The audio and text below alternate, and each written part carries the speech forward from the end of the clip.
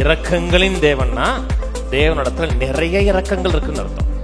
பாவத்திலிருந்து விடுதலை, பாவத்தின் தண்டனையிலிருந்து விடுதலை, விடுதலையாக்குறது மட்டுமல்ல, இரக்கம் செயல்படுகிற நேரத்தில் கிருபையும் சேர்ந்து செயல்படும்.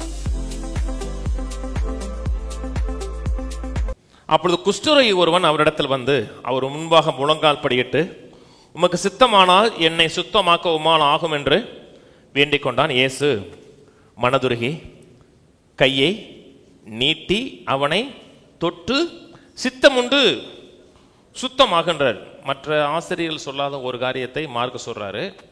மனதுருகுனார் இருக்கு, கம்பேஷனா இருந்தார் இருக்கு. மனதுருக்குங்கிறது ஒருத்தரை பார்த்து மனதளவில் பரிதாபப்படுவது கிடையாது. மனதுருக்குங்கிறது ஒரு செயலுக்கு நேராக நீங்க மூவ் ஆகுது. இயேசுடைய ஊழியத்தில் சுகமான மக்கள், முடவன் சுகமானா, குருடர்கள் சுகமானார்கள், குஷ்டரோகிகள் சுகமானாங்க, வியாதி படிக்கலேருந்து மேலேருந்து இறக்கின மக்கள் சுகமானாங்க. இயேசு விட்டு ஆக்டிவா அவங்களே சுகமானாங்க. பார்த்தீங்களா? எல்லா மக்களும் கேட்ட ஒரு வார்த்தை, தாவீதின் குமாரனே எனக்கு இரங்கும். இரக்கத்தை கேட்ட அத்தனை பேரும் திரும்பி போகும்பொழுது சுகத்தோடு போனார்கள். அவரிடத்துல எத்தனை பேர் இரக்கத்தை கேட்டார்களோ அத்தனை பேரும் திரும்பி போகும்போது வெறுமையா போகல. அத்தனை பேரும் அவர்கள் எந்த இரக்கத்தை கேட்டார்களோ அந்த இரக்கத்தை பெற்றவார்களாக போனார்கள். 2 கொரிந்தியர் 1 போவோம். 2 கொரிந்தியர் 1:3. நமது கர்த்தராகிய இயேசு கிறிஸ்துவின் பிதாவாகிய தேவனும் இரக்கங்களின் பிதாவும் சகலவித ஆறுதலின் தேவனுமாய் இருக்கிறவருக்கு சோத்திரம். இங்க தேவனை குறித்து ஒரு வார்த்தை சொல்லுகிறது. இரக்கத்தின் தேவன் சொல்லல, இரக்கங்களின் தேவன் இருக்கு. பல இரக்கங்களுக்கு தேவனா இருக்கா. இரக்கத்தை பேசும்போது புளூரல்ல பேசுது. மக்களுக்கு இன்னைக்கு இரக்கம், மர்சி சொல்லும் பொழுது மக்களுடைய மனதில் வரக்கூடிய ஒரு காரியம் என்னன்னா, நான் பாவம் செஞ்சேன், எனக்கு வர வேண்டிய தண்டனையிலிருந்து கர்த்தர் கிருபையா இறங்கி அந்த தண்டனை வெளியில கொண்டு விட்டார். நல்லது, புரிஞ்சிருக்கீங்க ஓரளவுக்கு. உங்களுக்கு வர வேண்டிய நியாயமா வரக்கூடிய தண்டனையிலிருந்து, பாவத்திலிருந்து கர்த்தர் உங்களை விடுதலையாக்கி இருக்கிறாருன்னு உங்களுக்கு புரிஞ்சிருக்கு. ஆனா இரக்கம் கிடையாது, இரக்கங்கள், மெர்சீஸ் இருக்கு.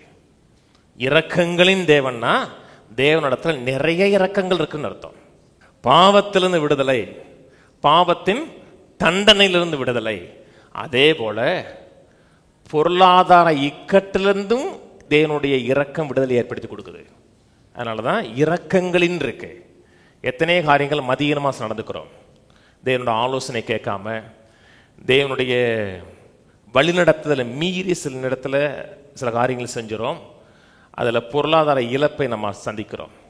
அப்படி சந்தித்தால் கூட கர்த்தரை நோக்கி, கர்த்தாவே எனக்கு இரக்கம் காமிங்க அப்படி கேட்டீங்கன்னா கர்த்தர் இறங்கி அதிலிருந்து உங்களுக்கு விடுதலை ஏற்படுத்தி கொடுப்பார்.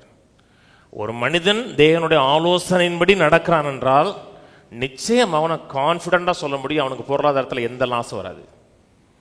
ஒரு மனிதனோ, ஒரு சபையோ, ஒரு குடும்பமோ பொருளாதாரத்தில் இழப்பை சந்தித்திருக்கிறார்கள் என்றால் அவர்கள் தேவனுடைய ஆலோசனையை தவற விட்டிருக்கிறார்கள் அர்த்தம்.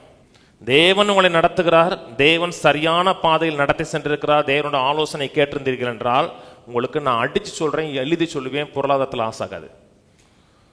தன்னுடைய நாமத்தின் நிமித்தம் நீதியின் பாதையில் நடத்துகிற தேவன் இருக்கு. தேவனுக்கு கீழ்ப்படிந்து நடக்கிறோம் என்றால் பினான்சியல் லாஸ் ஆவதற்கு வாய்ப்பே கிடையாது. ஆனா இன்னைக்கு பைத்தியக்காரத்தனமான காரியங்களை சபை நம்புது. சில என்ன நம்புறாங்கன்னா, நம் கர்த்தருக்கு கீழ்ப்படிந்து நடந்தோம்னா, கர்த்தருக்கென்று நம்ம நெருங்கி வாழ்ந்தோம்னா கர்த்தர் நமக்கு நிறைய பிரச்சனைகளை கொடுத்து சோதிப்பார். நீ எந்த பைபிள்ல இருந்து எடுத்தீங்கன்னு எனக்கு தெரியல, எந்த வசனத்திலிருந்து எடுத்தீங்கன்னு தெரியல.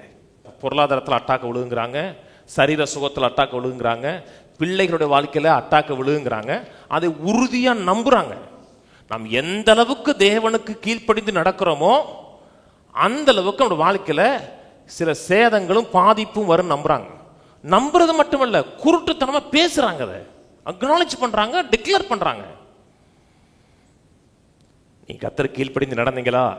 ஏன்னா சந்தேகம் தான். அப்படி வாழ்ந்தீங்கன்னா சந்தேகம் தான். உங்க பொருளாதாரத்தை இழப்பு இருக்கு, அடி மேல அடி விழுந்துகிட்டு இருக்குன்னா நீங்க கர்த்தருக்கு கீழ்ப்படிந்து நடந்தீங்கன்னு என்ன சொன்னீங்கன்னா நான் அதை கொஸ்டின் பண்றேன். நான் கர்த்தர் சொல்றாரு, கர்த்தருடைய வார்த்தைக்கு நீங்க கீழ்ப்படிஞ்சு நடக்கிறீங்கன்னா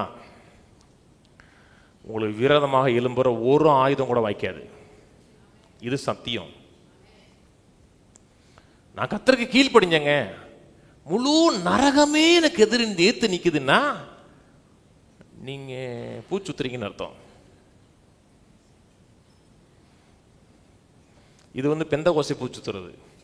அந்த ட்ரெடிஷன் இருக்கு பார்த்தீங்கன்னா, இது பெண்டிகாஸ்டல் ட்ரெடிஷன் இருக்குது. Baptist tradition, Pentecost tradition, denominational tradition மாதிரி இது பெந்தகோஸ்தே ட்ரெடிஷன். கர்த்தருக்காக நம்ம முன்னாடி நின்னோம். கர்த்தருடைய ஆர்மியில் நாங்கள் தான் முதல்ல நிற்கிறோம். வேதம் சொல்லுது, மனம் பொருந்தி செவி கொடுத்தால் தேசத்தின் நன்மையை புசிப்பீர்கள் இருக்கு. நீங்க எந்த அளவுக்கு மனம் பொருந்துறீங்க, தேவனுக்கு கீழ்ப்படுகிறீங்க, தேவனுடைய எண்ணங்களுக்கு அப்படி இணங்கி போறீங்கன்னா உங்க வாழ்க்கைக்குள்ள தேவன் செயல்படுவது அவருக்கு ரொம்ப எளிதா இருக்கும், ரொம்ப லேசா இருக்கும். எந்த நிலையில் இருந்தாலும் பரவாயில்லைங்க, சொதப்பி இருந்தா கூட, பாஸ் நான் தோல்வி அடைஞ்சிட்டேன், சொதப்பிட்டேன், நான் தோல்வி அடைஞ்சது எல்லாருக்குமே தெரிஞ்சிருச்சு, இனிமே நான் எப்படி வாழ்றது? வாழ முடியும். இரக்கம்னு ஒன்று இருக்கு. இரக்கம் என்ன? உங்களுக்கு நியாயமாக வரக்கூடிய தண்டனையிலிருந்து உங்களை விடுதலையாக்குவது. விடுதலையாக்குறது மட்டுமல்ல, இரக்கம் செயல்படுகிற நேரத்தில் கிருபையும் சேர்ந்து செயல்படும்.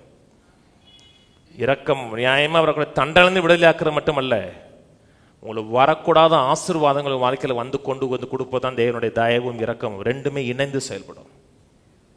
இரக்கத்தை பேசுங்க.